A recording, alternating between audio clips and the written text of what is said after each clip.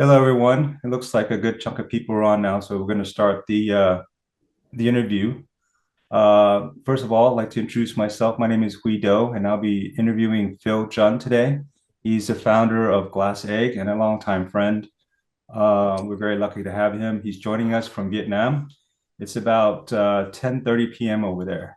So Phil has graciously agreed to stay up and take this interview today. Hi, Phil. You want to introduce yourself? Hi, everyone. I'm Phil Tran.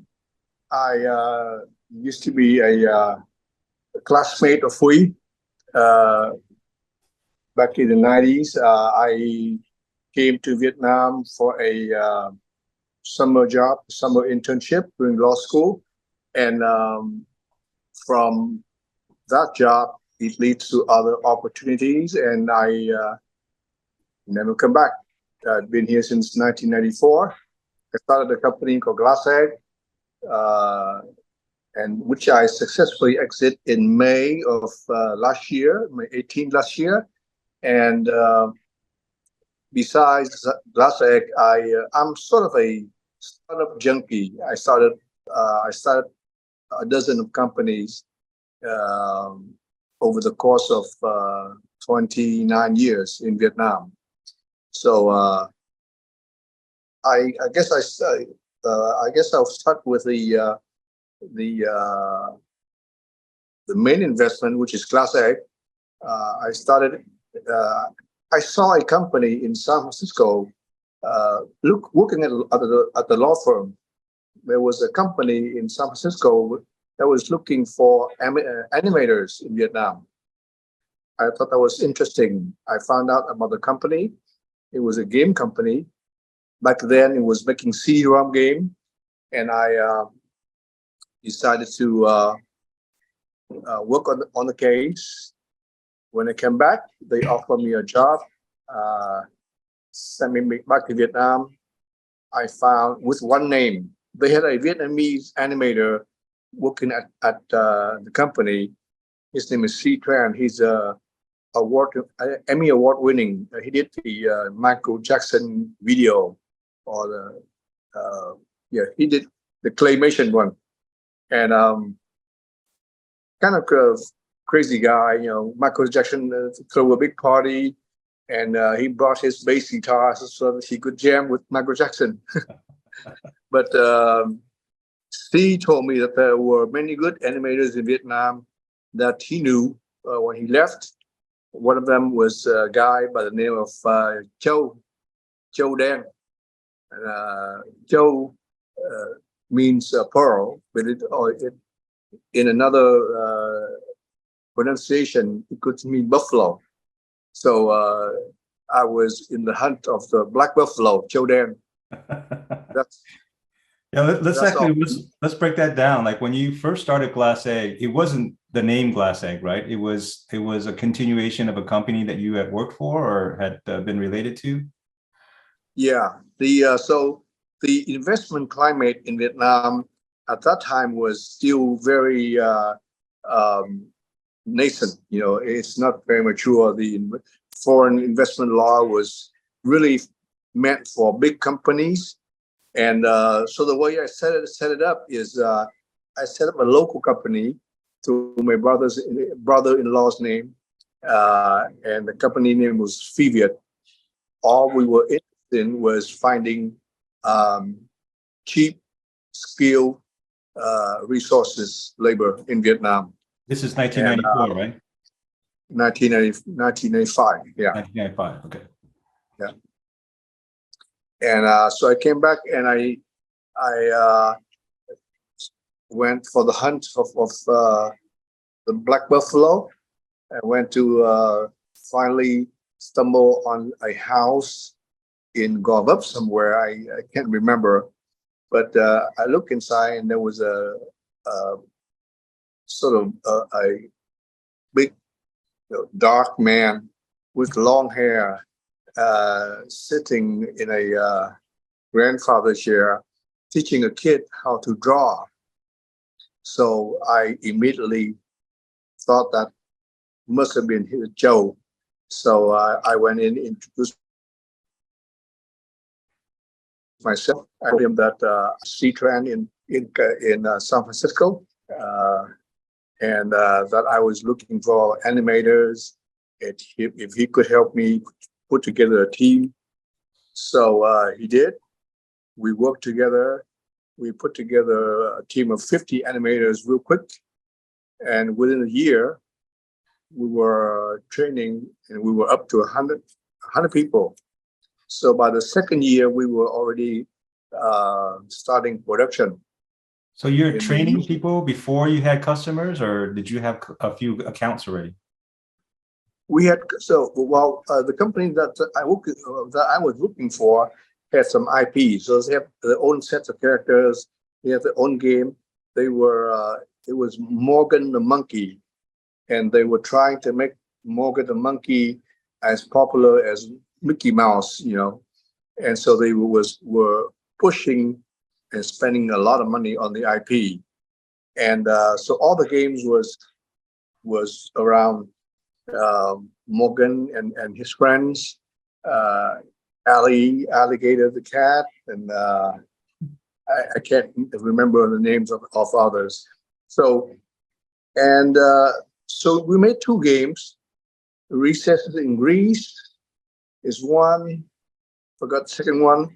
But then the cost of production was so low, and the company needed cash. So they started to take on project for other publishers. Hasbro was one. Another one was a big company called the Learning Company. They will dominate the force in the entertainment market. They had the Oregon Trail. They had a few others title, but so in that second year, in 1996, we made a total of 17 games for Morgan, and one of them in particular it was a series of games starting with Jumpstart First Grade. That game became one of the top 5 seller in the edutainment market at the time. So at the time, this was like 2D, right? You didn't do 3D yet. Yeah, it's 2D.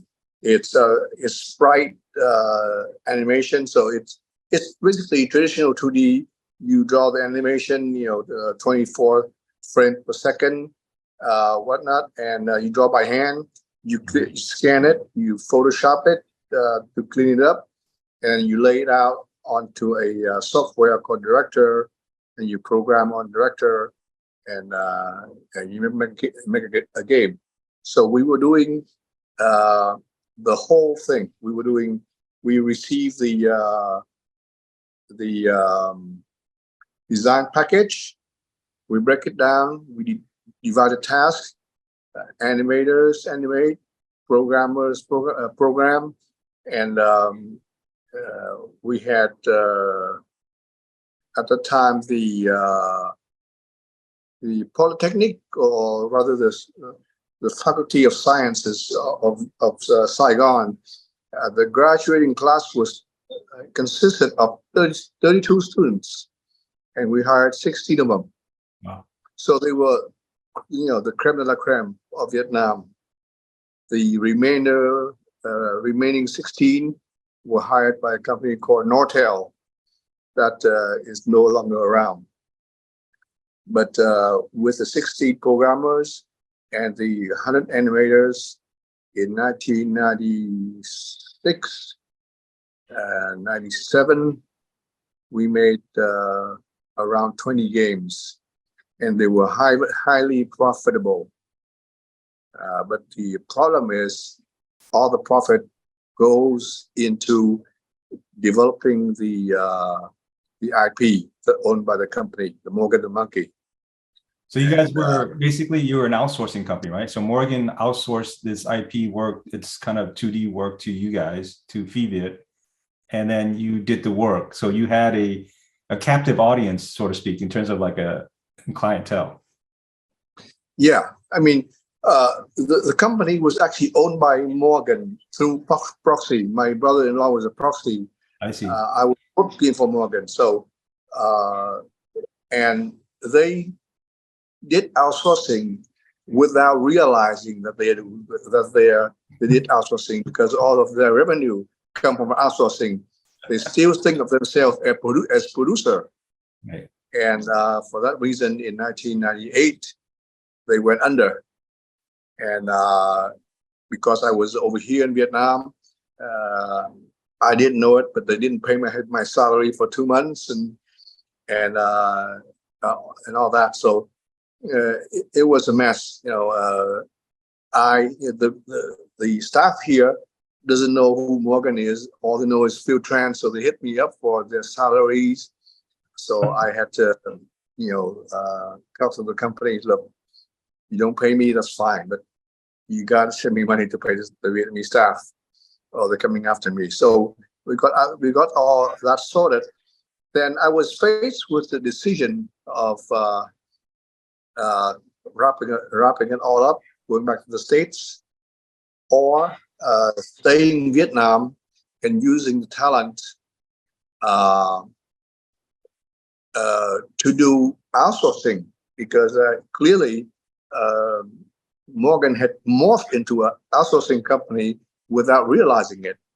So and that model worked, and but so I decided to stay in Vietnam, and with trained staff myself, but no business support, like no accounting, no HR, no CFO, nothing. So the first thing I needed to do was to look for capital. And at that time, there was a fund in Vietnam, the first fund in Vietnam, one of the first funds in Vietnam, I believe, was a fund called Dragon Capital. That's right. And I raised, it was the easiest fundraising ever, because they had a fund of 20 million, and they were dedicated for Vietnam. So the deal flow was not very much at the time. So when we came to them with a proposal for a high-tech game studio, they bought into it, and they funded me $500,000. This is 98. This is 90. Actually, it was 98 when I started talking. I closed in June 1999. And so we moved into our new office in this beautiful building in downtown, right at the Trần Hưng Đạo statue, looking out at the Saigon River on the 10th floor. Yeah, Milling. Yep. And the funny thing is, we rented the building right at the height of the Asian crisis.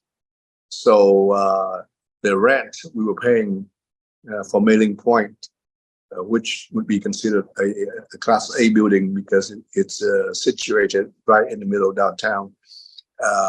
We rented it for $11 per square meter. Wow. What is it now? Huh? What is it now? Like $40, $50? Oh, at least 40. Yeah, at least 40. So we got it for 3 years.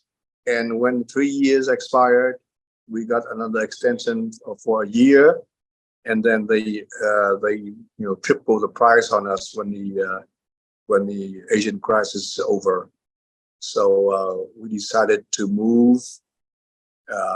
At that time, we have about 100 staff experience, and we moved to E-Town, which is a building in Tân Bình district, quite far from center. Yeah. But at that time was the traffic wasn't madness like now. So everywhere it takes 15 to 20 minutes. So E-Town wasn't that big a problem. We were there for 6 years. Again, each time we were the first tenant, we were the anchor tenant. We took a whole floor, and other companies follow. They fill up with the building. So the owner of the building, Madame Tang, really think that I am her lucky charm, And when she opened a second building called Retower in District 4, which is much closer to the D1, I was also the first to move there and occupy a floor. And very soon, the whole building was filled up. So once again, I was an anchor tenant, and I got the building occupied. So we become very good friends, she and I, and she always believed that I was her good luck charm. Anyway, tell us how you found your first customer. I mean, you got the money. Did you have customers when you approached Dragon, or did you were you still looking for customers? Well, when we got the money, part of the money was to hire a CFO/accountant and a biz dev person, because I was more on the production management side. So I found 2 American expats here, one guy named Charles, one guy named Steve. They joined. Charles was a biz dev guy, and Steve was a CFO. We started looking for the same kind of work that we were doing before, 2D game for CD-ROM.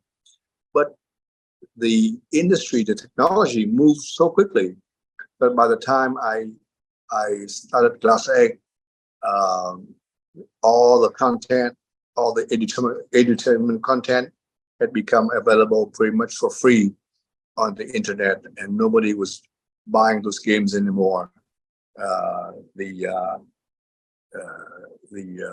learning company was taken over by Mattel for $1.6 billion, just to be sold a month later for less than half the value. And it was the market really tumbled.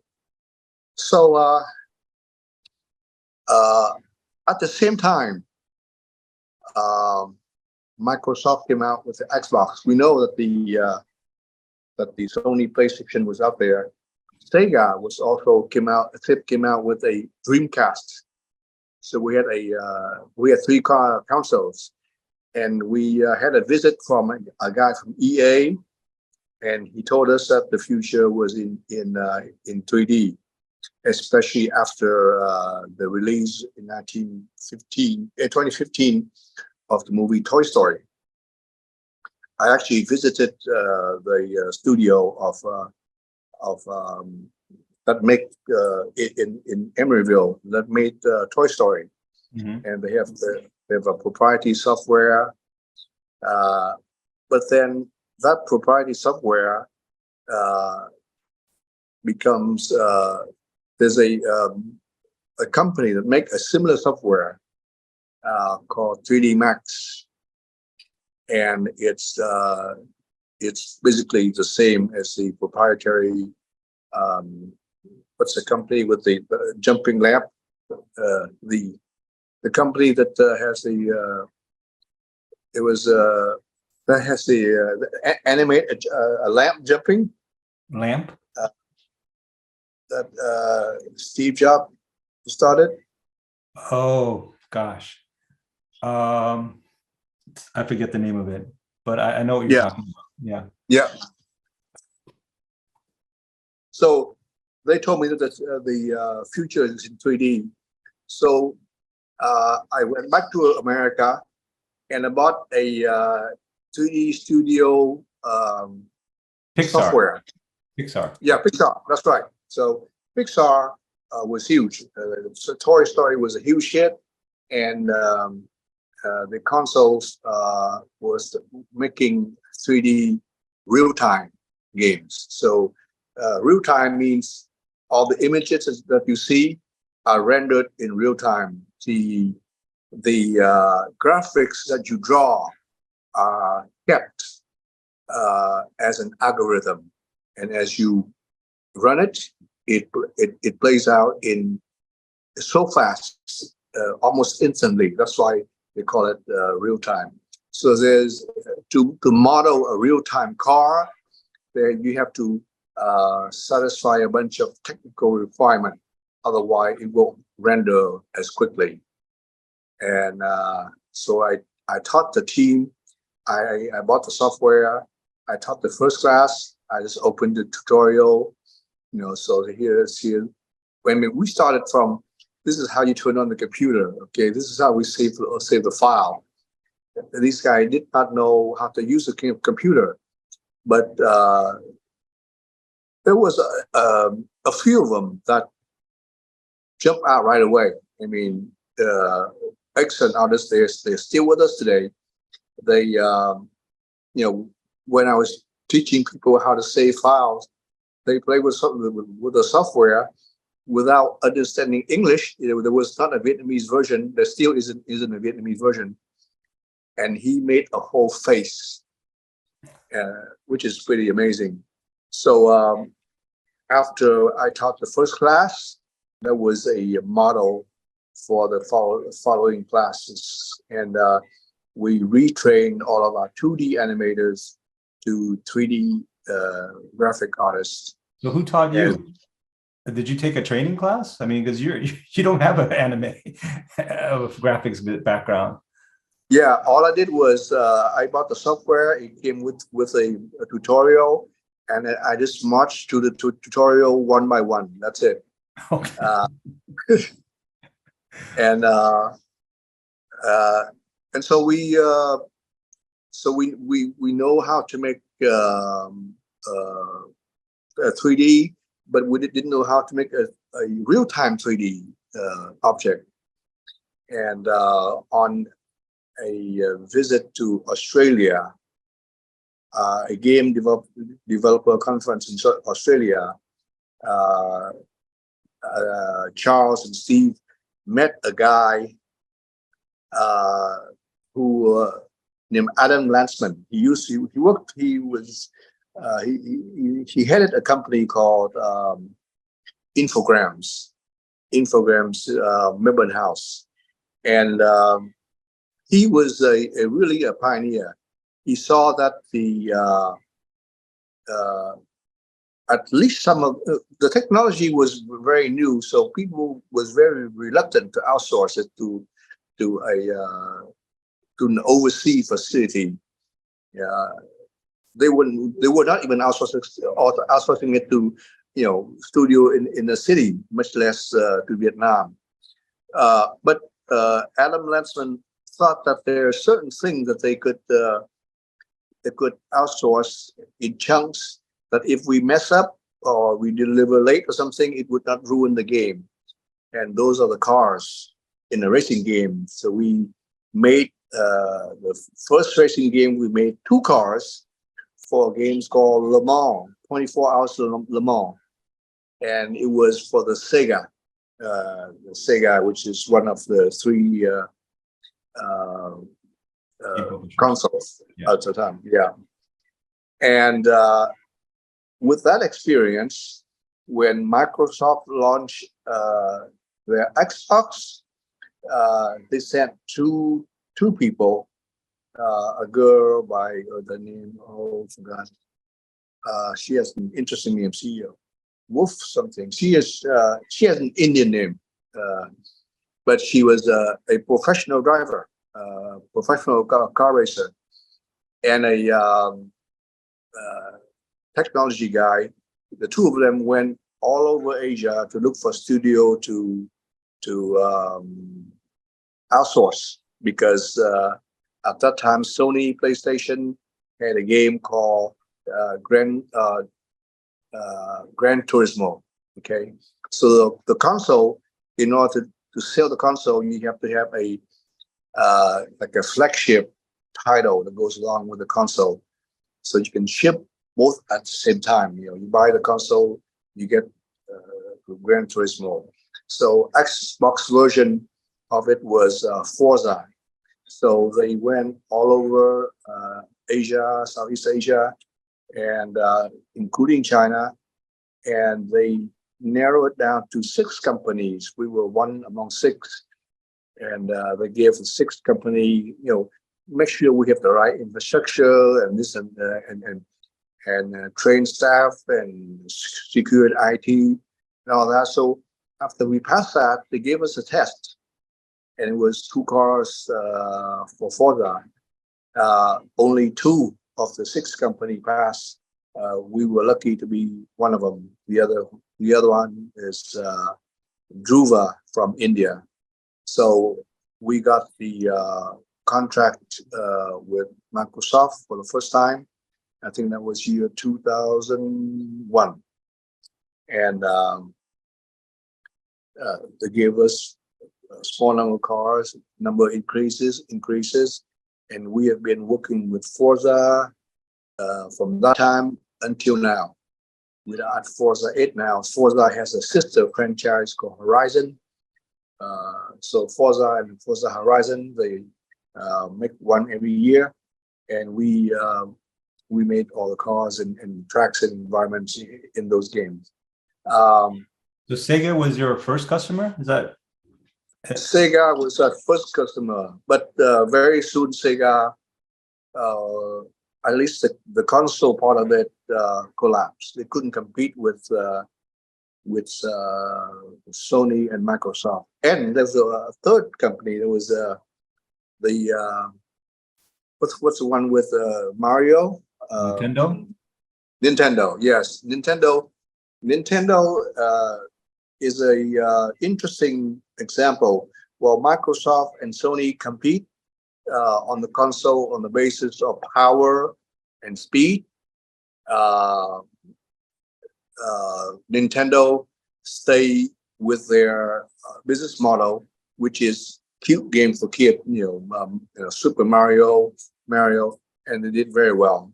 And later on, as Microsoft and Sony improved the technology, making later versions of the Xbox and PlayStation more powerful, Nintendo instead came out with a Wii, A hand console, I think. Yes, handheld device that you can play tennis, and that they launch a called a We Fit campaign, and they did very well. So that taught me a little bit about business also, that you don't have to have the best technology, you don't have to have the strongest squeeze the maximum out of the console and still make a very good product. Basically, good marketing then. Yeah. Packaging, marketing, product packaging. Yes. And in fact, the Wii, the Wii had, though, I saw it first at a in Thailand. I went to Thailand, and there was a electronic market, and I saw a girl standing in front of a TV with a racket, with the tennis racket, and she was hitting.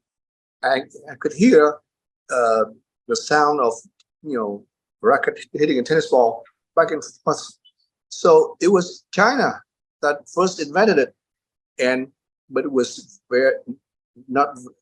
never marketed, and we took it, and they made gazillions out of it. But so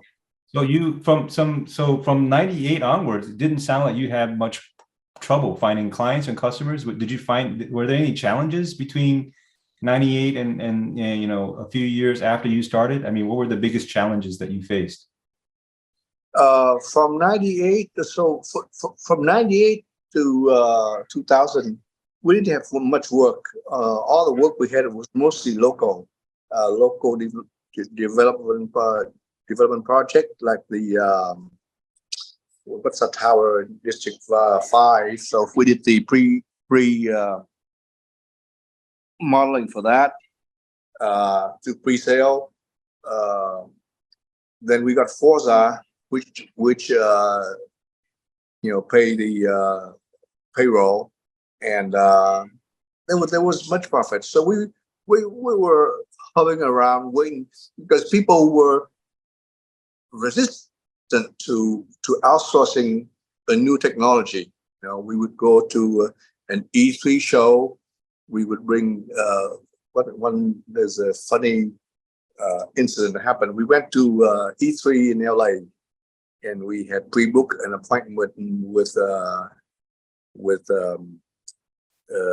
guys that make Mario. What's Nintendo? Yeah. Yeah. And so we walk into their sort of like a tent there. So we walked into the tent. There were 3 Japanese guys there, speaking Japanese to us. And we said who we are and what we do. They had no idea what we're doing. So they said, so, so I didn't know what to say. So I gave them my demo tape. And I have it, by the way. I have your demo tape. yeah. I think you gave it to me when I came to visit you in 2000. It's like I still have it somewhere. I think I brought it back to you. It's classic demo tape.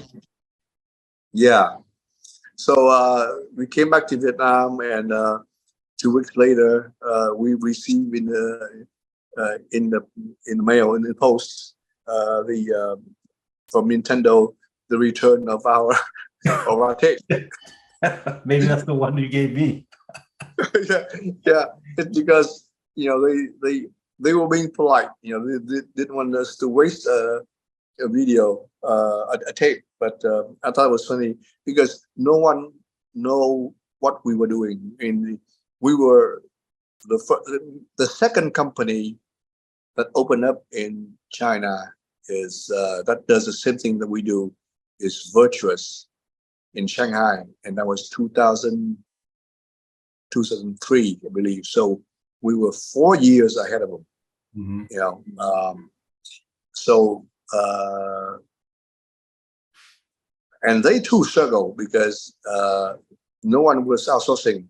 However, there was mounting pressure to reduce the to 2 things: to reduce the production costs and the time to market, because by outsourcing you can get things done very quickly. 3D artists were hard to find in the US, and they cost a lot. So companies, US companies, started to outsource, and they would go to China because that's the obvious place. In Shanghai, they could meet with 10 companies. Why make a side trip to Vietnam just to see one? So we were getting bypassed. We were getting looked over by many companies. We thought about opening up a Shanghai branch just so that we can meet people there, because people were not coming to Vietnam. Mm-hmm. Then so we were mildly profitable. No investor was happy, but we were happy because we were getting paid a salary.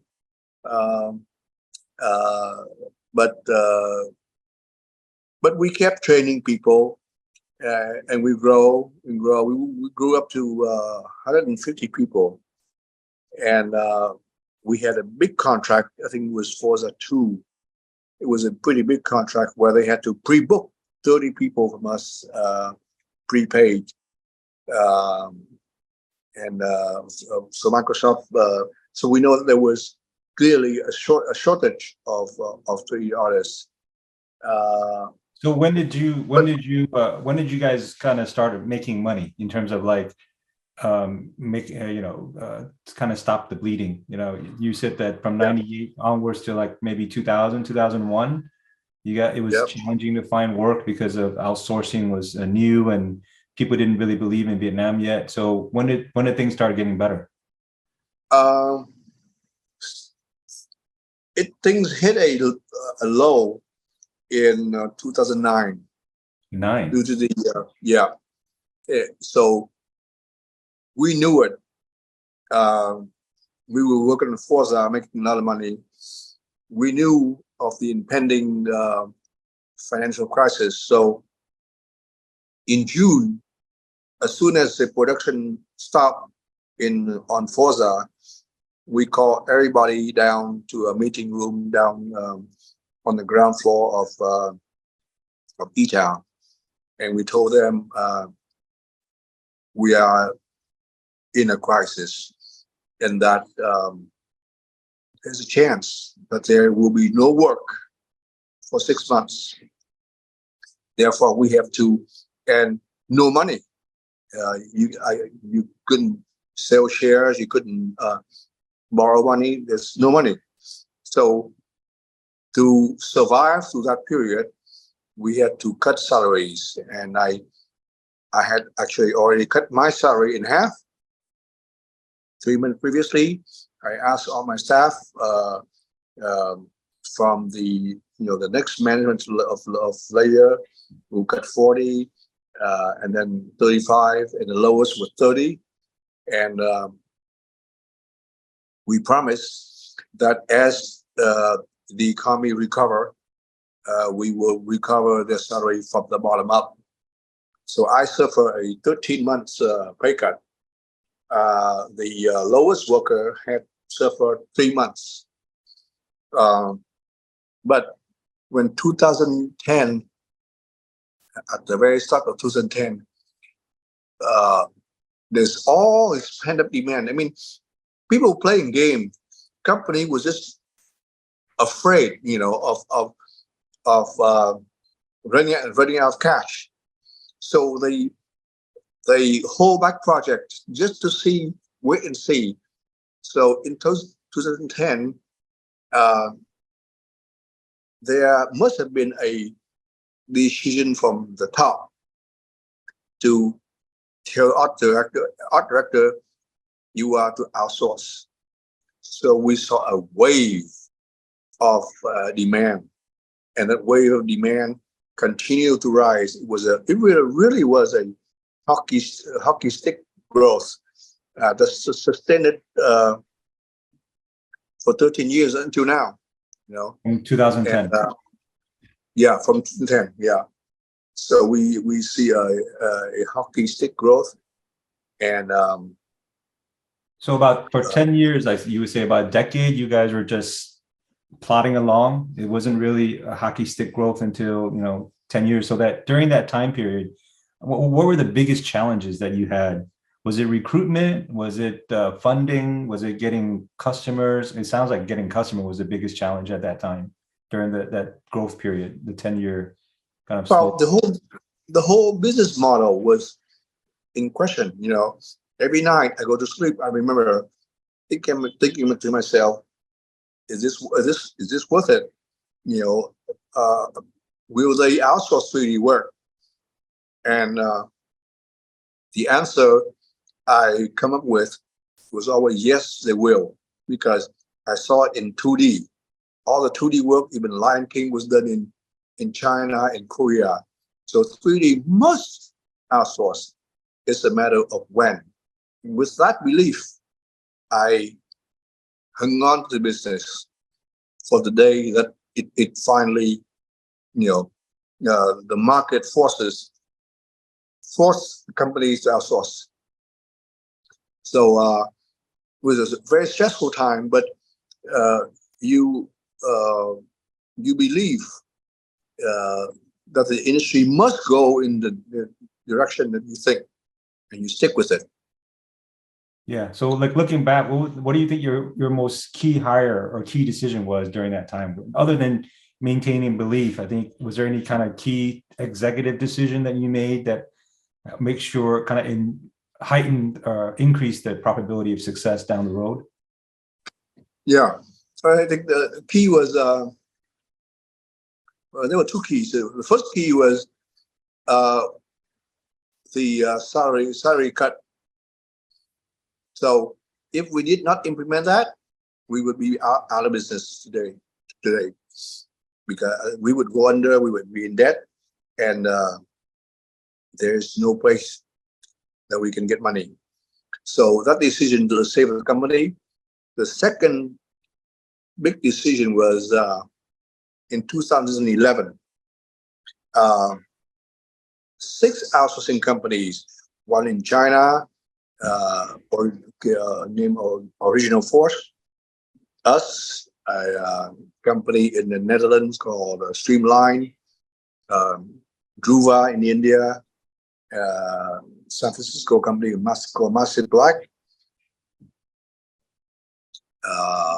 6 companies joined together, and we created the outsource because we knew that Ubisoft was making a driver San Francisco game, and they wanted to give the whole thing to one company. They want to divide up.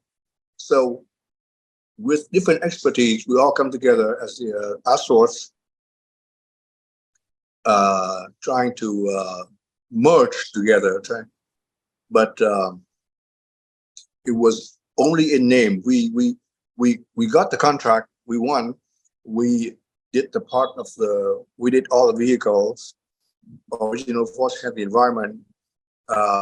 Massive Black had the characters, and Streamline was twiddling their thumbs, not doing nothing. So, but very quickly we did a tour visit of every studio, and we see very clearly that if we do a roll up, the first thing I would do is I would shut down Massive Black, shut down Streamline.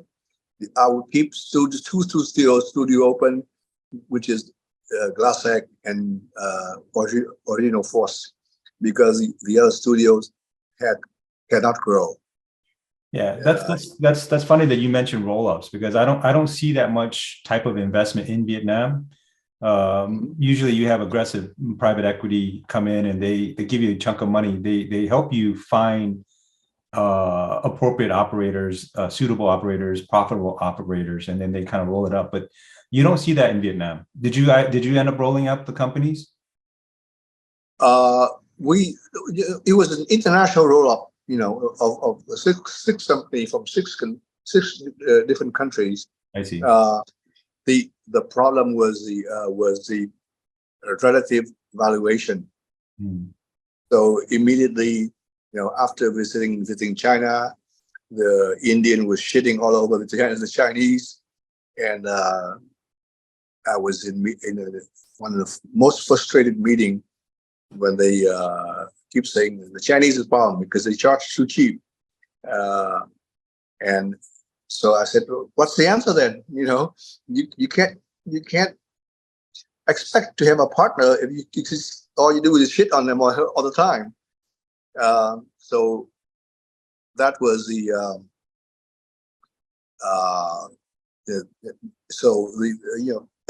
in fact, what he was doing was he was already negotiating relative valuation, and so the outsource didn't last a day. We got the contract, we delivered. In all of it, we came out looking the best, and we delivered, and the client was happy. Original Force had problems, and all the other guys they pulled back all the work. So we were the only one that did complete the work and looked very good to everyone, to the client and to the outsource. So you guys, it was originally an alliance of sorts, and then basically clients would come to the alliance and give out the work, and then the alliance would figure out who would do what, and then you guys came out looking the best. Is that what happened? Yeah, that's right. And the client knows there was bickering, and there was, but we stay out of it. We just do our things, and but the one thing is we defended the Chinese against the Indian, because we knew what the Indians were up to. They were negotiating relative valuation at an inappropriate time. So looking back, you only had one round of external investment. Everything else was internal. I mean, in terms of you put your own capital back, profits back into the company to grow it. Did you guys take any other external investments during during your We, book? yeah, yeah, I said, we took $500,000 from Dragon, but over the years we have taken another $3 million because we suffered many losses. And Were they uh, were they were they institutional money, or were they angel money, or was it where'd you well, find the three part of million? it, part of it was the Dragon injected more money. Also, the IFC uh, invested, but the IFC was kind of a nightmare because they invest $3 million in $168,000 trenches quarterly. So and every quarter they demand all kinds of paper that they never read. So I got so upset. One time I sent them my HIV test and I named it financial. And it got through. Oh So gosh. I know this guy was this, they so what in fact happened is they put in $600,000 from a $3 million deal, and they buy themselves an option. So at any time Microsoft want to buy us, they can jump in. Mm. And so I just said, hey, what's going on? Are you going to give me money or not? And I wrote them an email every day. It started with hi, so and so, you require any more documents? When's the money coming? To what's the deal? And finally, the email was just a question mark to the IFC. Yeah, But IFC can be very challenging. Yeah, they're more of a government money, not kind of an NGO type money. They're they not. are they are. I mean, we got written up in the they knew about us because we got written up in the Wall Street Journal. Mhm. And they contacted me in a hotel room in Melbourne. I was traveling to Melbourne. They tracked me down to Melbourne, and they asked me if I need money. I, why not? We started. We are a startup, so we always need money. So I said, okay, sure. Said they'll send me a mandate letter. So I've never heard of a mandate letter before. So I said, sure, okay. So I go back, I get the mandate letter, and in the mandate letter was some of the most incredible terms. The mandate letter said that, first of all, nobody in the world has jurisdiction over the IFC. So no courts in the world has jurisdiction over IFC. One. Two, as soon as I engage them, I cannot engage anyone else. Wow. Okay. Three, I have to give them $30,000 just for them to open the file, to consider the investment. So I read that, and there's no way that I could sign it. But we needed the money, so we got on the phone with a guy in Hong Kong, and I said that I read your letter, and I don't understand. Why would you want to invest in a company whose management is willing to sign a letter like this? That's right. You know, and there was silence on the other end. Um, so we worked our deal where the $30,000 we only pay after they invest. Yeah. Okay. So Let's spend some. We have about 15 minutes left. Why don't you go a little bit over your exit? How did you find the your exit opportunity? And then there's guests online, so if they have questions, they can put it in the Q&A. There's a button below, it says Q&A. You just type in the question, and then I can ask Phil, and then we can go to the Q&A session. So, but Phil, why don't you take a few moments and talk to us about how'd you exit and how'd you find this opportunity? Yeah. So after 20 something years, after 20 in 1999, after in 2021, after 21 years, we were at the peak of our revenue and EBITDA, and there was a company called Keywords that were buying up companies left and right. Keywords is listed in Dublin Exchange. So, and the CEO had met me at the game show, pulled me aside, and said something about to the fact that if I'm interested in an exit, that he would have a discussion with me. So I call him up, and with a talk back and forth. We hired an advisor in New York to advise us on the transaction. Spare Mitchell, very experienced, but we just couldn't work it out because the valuation, So that went away, and so we were making good money. We were happy to continue, but to continue it, we have to, I'm turning 60. All the senior management is, about to turn 60. So we're getting old, and we have to find a acquisition. Exit or not, we have to find the next generation of management. So we hired a guy named Nam, who used to be a CTO for us, and we had already put him in place as a deputy GM. So he was already running the day-to-day.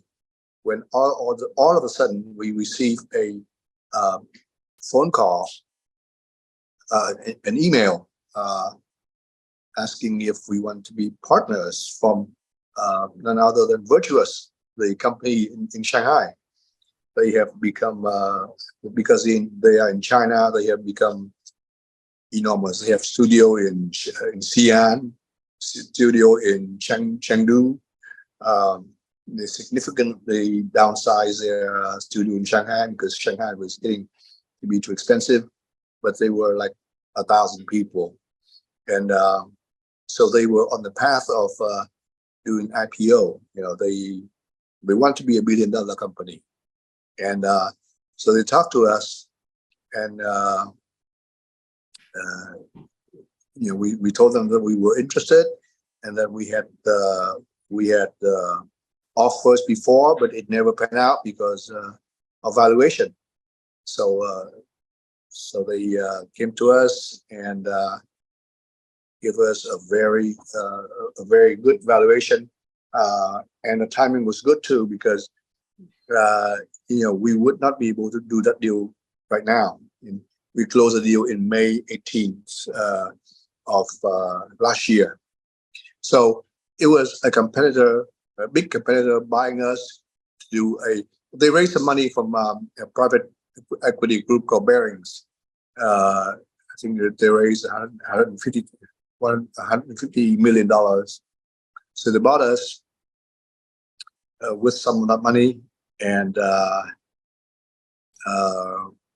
we did the calculation, with for us to make the kind of money, considering the tax implication of a regular earnings plus versus the dividends versus capital gain. We would have to work 25 more years to earn that kind of money. So we got out, and in the process, we made many Vietnamese millionaires. Nam, who worked for me in 1995, and then left to start his company. He came back to be CEO. He became a millionaire. Thuy, my head of production, when I met her, she was 19 years old. All the skills she had was rolling cigarettes to sell cigarettes, not a word of English. Her father died in a concentration camp. She's a millionaire, So and there are many others. So I'm very happy that I passed it down. So they have a chunk of money, and they have more to make because they have shares in Virtuous. So I handed over to them. April 1st is my last day, but I'll stay on as advisor for 2 years. April 1st is April Fool's Day. You're not leaving on April Fool's Day. I guess the 31st of March is officially the end, the day that is supposed to pay me. Yeah. Okay. But I sort of stop coming into the office, stop working because there's a month left and the company's running smoothly. So NAM calls me if there's anything. But there's still a lot of values in me staying as a advisor, because I figure my job, when I sold the company, we had 400 staff, full-time staff, and we were starting a second studio in Dalat too. So now we're 500 people, occupying three floors in E-Town, and I'm sorry, in Re Tower. And my biggest task was managing the conflict between the managers. Yeah. So that was, and now I'm coming in. He still needs my help when it comes to do things like that. It's rare, but it's often enough that it will need me to now will need me to advise him on how to solve certain issue with certain people for 2 years, and then he can be on his own. Okay. Well, we got a few questions here in the Q&A. There's a question here about your sales team. How did you build your sales team, especially early in the company? Was there like a special technique? Did you go out and go to certain conferences, or how did you do it? Did you do it by kind of like classified ads? You said something about finding that one key guy, Jiao Dan. Was it? But that was on the production side. So how on the sales side? You said Charles was somebody that you recruited. Yes.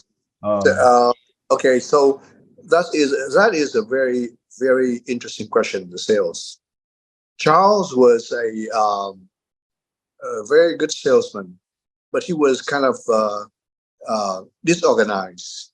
He's the kind of guy that would take a client to a bar, have the client drink, till he's drunk, and get information, So he was outgoing guy, very fun guy. Everybody loves Charles, but he was not structured, not efficient.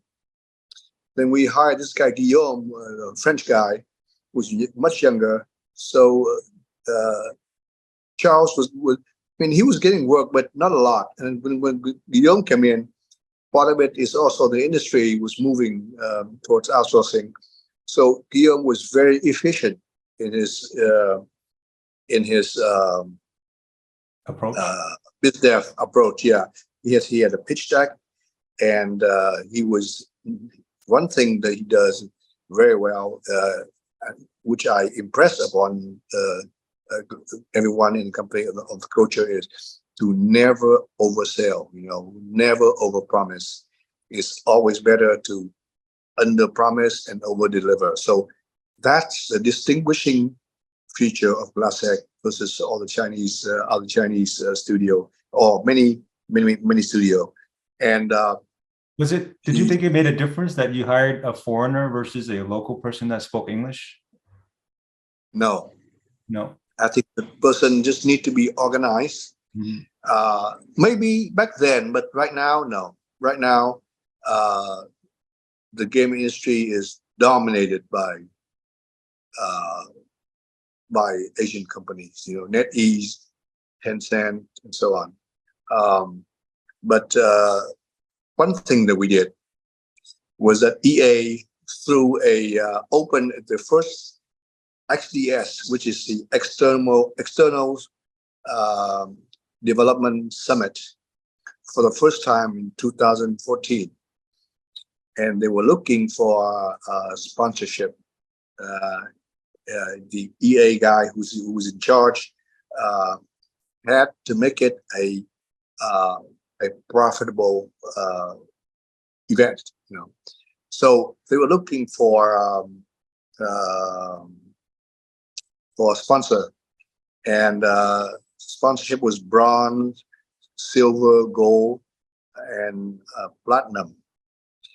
And it was the first event, so we don't know. EA is a client, but not a big client. So we thought long and hard about it, and we said, okay, we either don't go, or if we go big.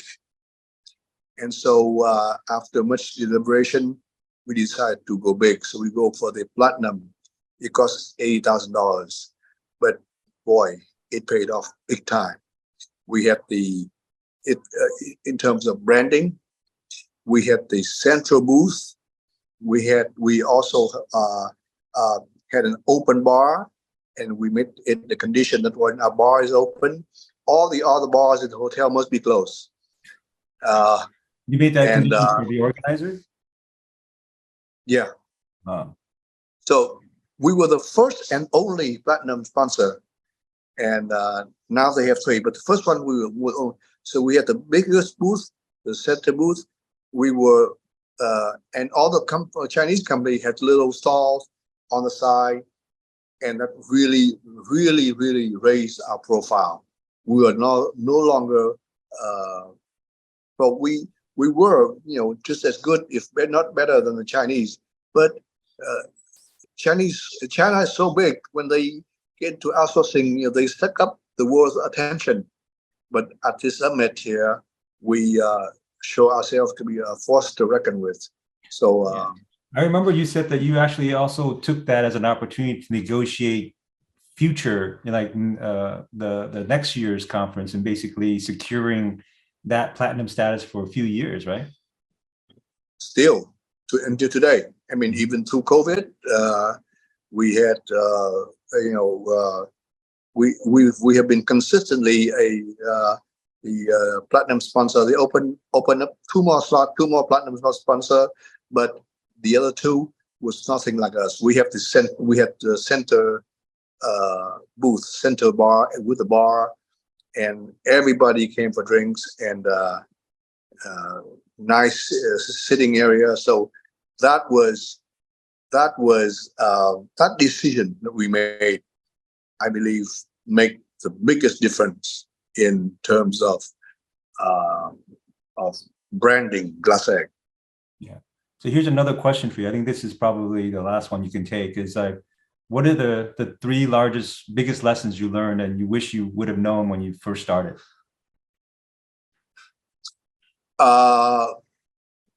Everything takes longer than you think. Okay. Everything costs more than you think. And the thing I learned is marketing and branding and company culture are the key to a successful business. You have to have good culture, and you have to communicate that through your brand and through your marketing in the right way. I think we have a great reputation in the world, and that's why we're acquired.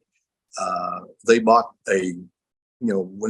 Virtuous bought a fantastic team. I mean, they got it for cheap. We were the only one to buy, really. If you want to expand. So I guess my lesson is that things take longer, cost more, but never stick to your gun and stick to your values, your core values, and pay attention to your branding. Okay. Well, we always close our sessions with two questions, that's very Vietnamese centric. First is, Are you a rice guy, or are you a noodle guy, a pho guy, or a gum guy? I'm definitely a noodle guy. I like Okay. things with water. Okay. And second question is, if you go to a Vietnamese wedding, Yeah, would you rather do ballroom dancing or do karaoke? I would rather stay home. Every single Vietnamese wedding that I've gone I to. have a wedding in April. My daughter. Oh, No, really? Okay. I yeah. Congratulations. Well, I'm thank you. I'm too old for I can karaoke at home. Okay. Well, thank you so much, Phil. It's been a joy sitting here talking to you and kind of listening to your story. There's been a lot of things that I think the audience have learned. This is taped, so we'll make it available on YouTube for others to follow too. Thank you so Okay. much. Have a good evening. Thank you for everyone that's joined, and we'll see you guys next month. Okay. Thank you. Bye. Bye, everybody. Bye.